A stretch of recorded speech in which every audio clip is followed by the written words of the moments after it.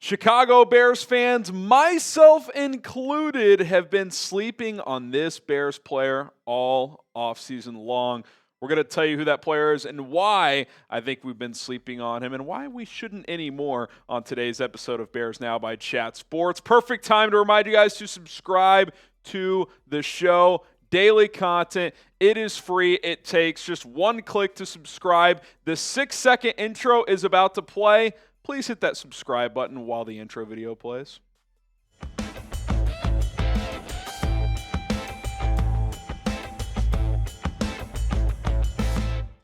I'm Harrison Graham. This is Chicago Bears Now. DeAndre Swift. And like I said, I am guilty too of, I think, overlooking him and maybe undervaluing him this offseason because obviously the running back position has been a polarizing and a often talked about position and topic for the Bears all offseason, right? I mean, we spent months talking about Ashton Jeanty, other running backs in the draft, trade guys that are out there, the James Cooks, the Kenneth Walkers of the world. It's still a topic because even with DeAndre Swift likely to be here this season, almost 100% guarantee, the guys behind him we're unsure about. It's going to continue, but I think what's gotten lost in the shuffle and in the conversation is that DeAndre Swift can still be a really good player for this football team. Think about how excited we were last year when Swift came on board coming over from the Philadelphia Eagles, when he had his most efficient and best season as a rusher in the NFL. He actually had his worst receiving season. I think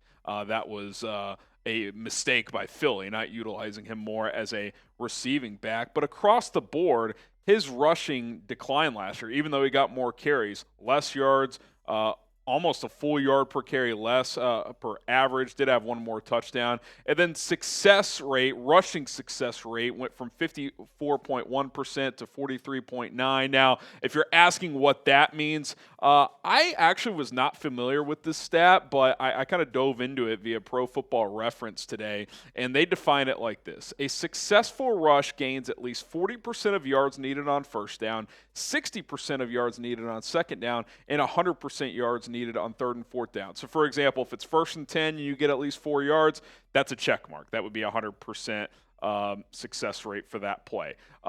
If it's 2nd and 5 and you get 3 yards, you would hit on second down. And then if you're moving the chains on 3rd and 4th down, well, he dropped quite a bit.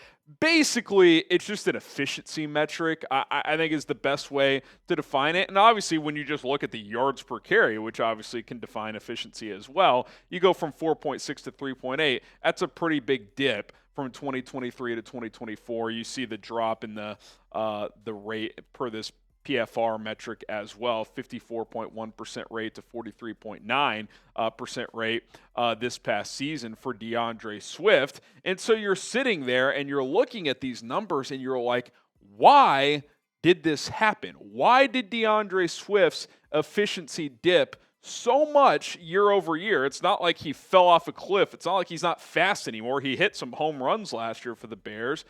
But I think it's pretty simple.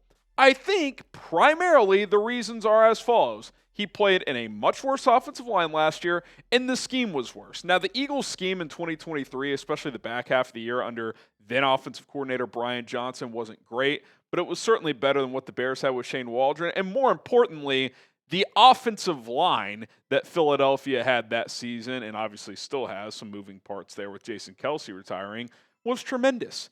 The tackles are awesome, and Jordan Mailata and Lane Johnson. Landon Dickerson, Jason Kelce, Cam Jurgens, probably the best interior offensive line in the league that season. Whereas you take a look at what he had in Chicago, Braxton Jones, who missed 5 games, Teven Jenkins, who missed 3 full games and left, I think, 4 or 5 others early with injury, Coleman Shelton, who's now a backup, Matt Pryor, who's now likely a backup in Philadelphia. He'll compete for that right guard job there.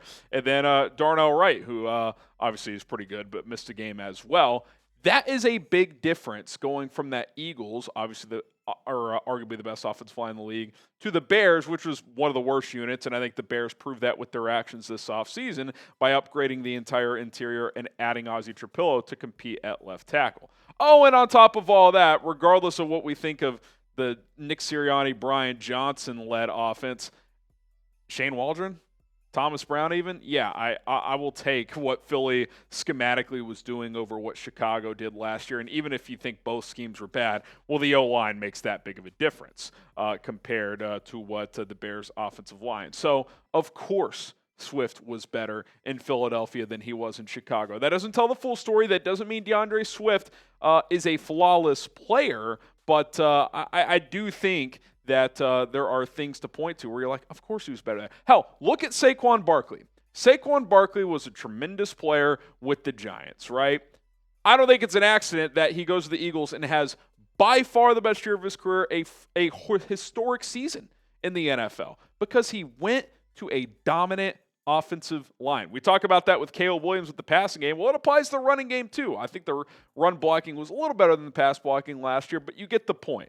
Like, it was a bad unit and a bad scheme overall. Saquon goes from awesome to incredible in Philly. Swift goes from really good in Philly to average-ish in Chicago last year. I don't think it's that complicated to figure out why that was the case. More to discuss on this in just a moment, but we have an awesome deal for you guys. These short-sleeve hoodies, which look fantastic, by the way, were once $55. They are now $33 for a limited time only. That is a 40% dip in price. Take advantage. Chatsports.com/Bears hoodie. That link is in the comments and description of this video. Click and shop today. We got you guys covered with the deal. Check it out. Deal alert. Chatsports.com/Bears hoodie. And let's be clear, because I'm not going to all of a sudden back off this take, and it's not even a take. It's just you watch. It's like, yeah, he does that. DeAndre Swift dances too much. He tries to hit the home run too often. Don't take my word for it. Ben Johnson and Eric Bieniemy have said it this offseason. Hey, we got to take what's there sometimes. We can't always try to bounce every run out and try to hit the home run. Obviously, that's part of his game. Sometimes he's going to leave some yards on the table. He's not a great vision back, but he's got to be a little better and take, 2 yards sometimes instead of turning a potential 2 or 3 yard gain into a -2 because he's trying to, juke out 2 guys and bounce beyond another guy. It's like, this is the NFL. You're not going to Reggie Bush people in the NFL very often, but the point is now with the Bears' offensive line improvements on paper, especially with Joe Thuney, you get Drew Dahlman, who's a tremendous run blocker as well. Jonah Jackson, who, if he's back and healthy, should be a plus player there at right guard as well. You should be a lot better, and that should create bigger holes for DeAndre Swift, which should eliminate some of the kind of toe tapping and dancing and hesitation, and B, just provide more explosive and more efficient runs overall. So I think it's reasonable to think that DeAndre Swift, in this scheme with Ben Johnson, by the way, being coached by Eric Bieniemy, one of the best running back coaches in the NFL, and playing behind an offensive line that, regardless of how good it'll be, will be much better than it was last year, he should bounce back. And on top of all that, if Caleb Williams takes a step and all these receiving weapons and teams really have to respect the passing game, lighter boxes, that's going to be even better for DeAndre Swift. DeAndre Swift is in a category of running backs that he's a good NFL player, but he needs ingredients around him to be great. Certain backs transcend that. Derrick Henry, obviously Saquon, McCaffrey, like, these guys are special. Swift isn't special, but he is a more than capable player in the NFL, and he can put up big-time numbers in the right situation, and I think there's a lot of ingredients here where that could be the case this season. Doesn't mean the Bears shouldn't still look to explore and see if they can pair him with someone else if they don't like what they have in a Roschon or Kyle Monungai, but I do think we have slept on DeAndre Swift this offseason, and also what comes with Ben Johnson on board. Number one, familiarity, but number two, DeAndre Swift is a really good receiving back. He's been that throughout his career, other than that year with the Eagles. You look at that year in 2021 in Detroit and early on into 2022 as well.